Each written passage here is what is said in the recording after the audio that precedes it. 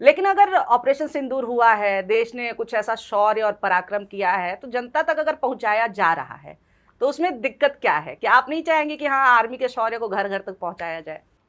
सेना का जो रूल है हमारा संविधान में, जिसमें हमारे ये सारे काम और हमारी ड्यूटीज़ लिखी हैं, उसमें सेना को देश के लोकतंत्र का साइलेंट कस्टोडियन बताया है। तो सेना कभी राजनीति में इस्तेमाल नहीं की जाती, ना वो कभी राजनीतिक होती थी। पर हुआ ये है पिछले कुछ दिनों से, जिसको हम बीजेपी अपना नेशनलिज्म कहती है, वो जिंगोइज्म है। उन्होंने हमारी सेना के लोगों का सम्मान तो ख़त्म कर दिया है पूरी तरह से। क्योंकि आपने सुना होगा कि भुवनेश्वर में एक ब्रिगेडियर की बेटी, जो एक मेजर की मंगेतर भी थी, उन लोगों को रात में पुलिस ने हैरेस किया, उनके साथ उनके ऊपर गलत तरीके से उनके कपड़ों के साथ छेड़छाड़ की और भी भद्दी बातें उनसे बोली। थोड़े दिनों पहले एक कर्नल साहब के साथ पंजाब में ऐसा हुआ। और इसलिए सेना के नाम पर राजनीति हो रही है, लेकिन सेना के लोगों को सम्मान नहीं मिल रहा है। जो अग्निवीर जैसी स्कीम आई है, उसके कारण भी सेना संख्या बल में कम हुई है। और पिछले 11 सालों में, मेरी बात ध्यान से सुनिएगा, पिछले 11 सालों में हमारी सेनाओं के, खासतौर पे वायुसेना की, एक भी टेंडरिंग अभी तक नहीं हुई है, जो लगातार हुआ करती थी। आखिरी टेंडरिंग अपाचे और चिनूक एयरक्राफ्ट की 2009 और 10 में हुई है। तो जो एयरक्राफ्ट अभी बीजेपी की सरकार के समय में आए हैं, या तो वो रिपीट ऑर्डर में आए हैं या वो इमरजेंसी परचेज में आए हैं। तो सच बात तो ये है कि प्रोसीजर का पालन नहीं करती है भारतीय जनता पार्टी। जैसे हमारे यहाँ 126 एयरक्राफ्ट्स की ज़रूरत थी, लेकिन भारतीय जनता पार्टी ने लगभग 5 गुनी ज़्यादा दाम पर और 36 एयरक्राफ्ट्स लिए। इस तरह से आज हमारी सेना में MiG-21 के चले जाने के बाद मुश्किल से 24-25 स्क्वाड्रन बचे हैं, जबकि हमें जिम्मेदारी, जो हमारी रिक्वायरमेंट है, वो 42 एयरक्राफ्ट स्क्वाड्रन्स की है।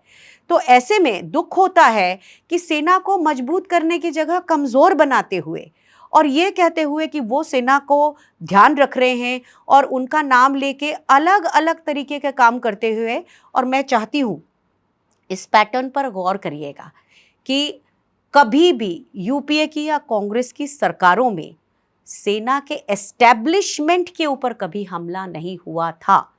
चाहे कारगिल हो, वो बीजेपी के समय में हुआ, उसके बाद कालूचक का हमला हुआ, नगरोटा का हमला हुआ, आगे चल के मोदी सरकार में पठानकोट हुआ, उरी हुआ, राजौरी हुआ, श्रीनगर पर एयर ड्रोन का अटैक हुआ।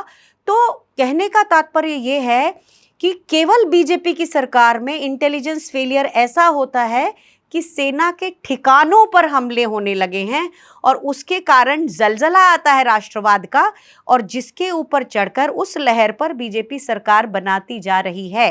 पुलवामा में भी यही हुआ था।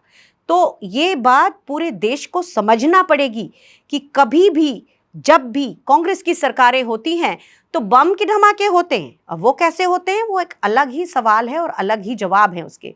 लेकिन सेना के किसी ठिकाने पर कांग्रेस के रहते कभी हमला नहीं हुआ है, जो केवल बीजेपी के समय में हुआ है।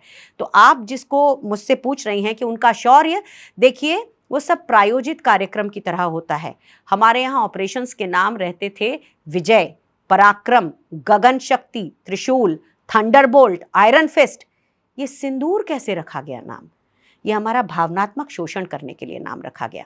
दूसरी चीज़, मेरे सेना के जो अध्यक्ष हैं उनसे कहलवाया गया कि 6 एयरक्राफ्ट हमने गिराए। मैंने ट्विटर पे उनसे सवाल पूछा कि सर, मैं आपकी आंखों में देख के पूछना चाहती हूँ कि ये जवाब आपने 10 मई को क्यों नहीं दिया, उसके लिए 9 अगस्त क्यों लाना पड़ा? और एक ख़ास बात है कि 9 अगस्त की प्रेस विज्ञप्ति रक्षा मंत्रालय की है, उसमें इस 6 एयरक्राफ्ट गिरने की बात नहीं है।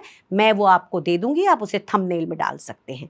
तो अगर चीफ तक से हमारे उनसे बाध्य करा के कोई बात कहाई जा रही है तो इसमें दुख होगा। मैंने जिस सेना ने मुझे बनाया है और मेरे माता पिता के खोने के बाद और वायुसेना में आने के बाद मेरा अस्तित्व ही वायुसेना की देन है, उस वायुसेना के ऊपर अगर कोई राजनैतिक रूप से उसे फोर्स करता है, बाध्य करता है, तो मुझे दुख होता है।